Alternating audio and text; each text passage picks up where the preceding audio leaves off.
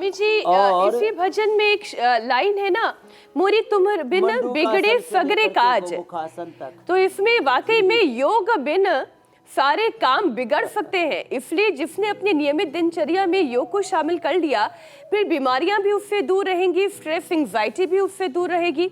क्योंकि स्वामी जी एक स्टडी ऐसी है जो ये बताती है कि हार्ट पेशेंट्स के लिए म्यूजिक थेरेपी एक संजीवनी है।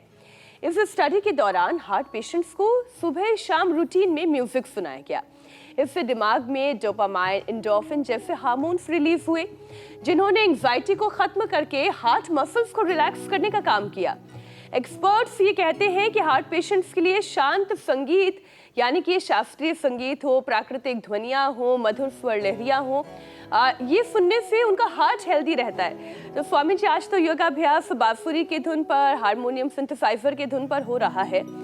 तो ब्रेन को ऐसी कौन सी तरंगे मिलती है जिससे हार्ट रिलैक्स हो जाता है, ये साइंस समझाएं आप। देखो, जैसे हारमोनियम देखने में तो एक लकड़ी जैसा है। अब इस निर्जीव चीज से जब संगीत निकलता है हारमोनियम से, मरे हुए जानवर की चमड़ी है ये तबला, लेकिन उससे जब संगीत निकलता है तो वह हमारे मन को प्रसन्नता देता है। तो जब निर्जीव सी इस हारमोनियम से,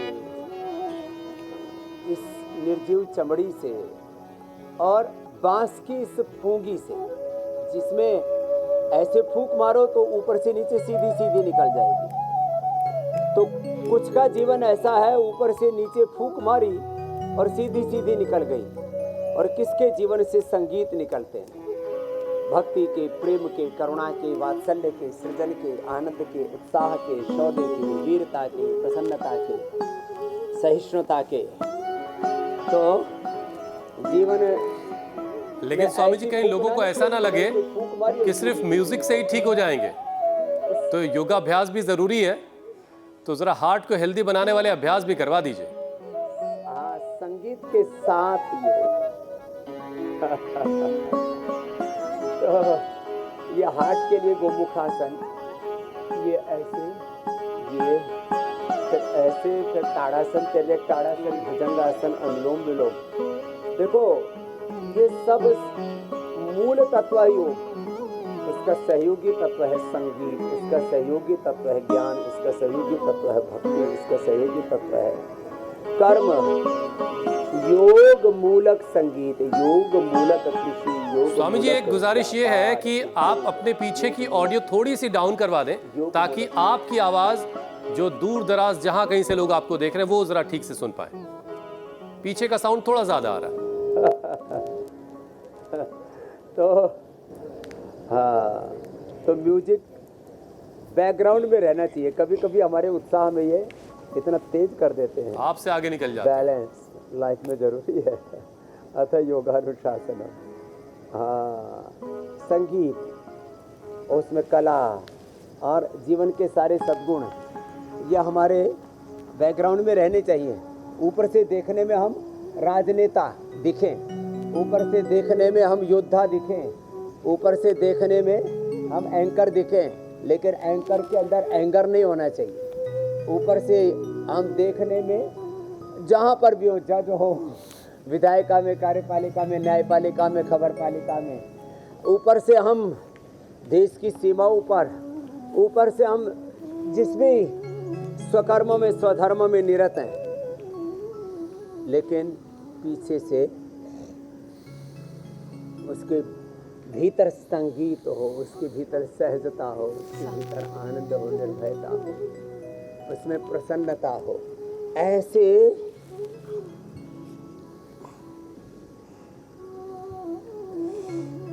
जीवन को ऐसे सामंजस्य के साथ, समरसता के साथ जीना। और ऐसे जीते जीते हमारे साथ ये देखो, आरती बहन तो कितनी तगड़ी थी रे रामा रामा, चला नहीं जाता था, सोती थी तो खर्राटी मारती थी। अब जिससे हिला नहीं जाता था, चला नहीं जाता था, अब चलने फिरने लग गई, वजन घटने लग गया, संगीता का जीवन संगीतमय हो गया। एक एक ने भावना ने, कमलेश ने भावना के साथ योग किया तो कमल खिल गया। ओहो हो, ऐसे अर्धहलासन, पादवृत्तासन, द्विचक्रिकासन, तो अलग अलग रागों के साथ। जी। बाकी तो राग द्वेष बड़ा कष्ट देते हैं। इसलिए राग द्वेष नहीं गाना है, राग देश गाना है। और फिर ऐसी स्वर लहरियां बजेंगी कि एक सूत्र में सभी बंध जाएंगे।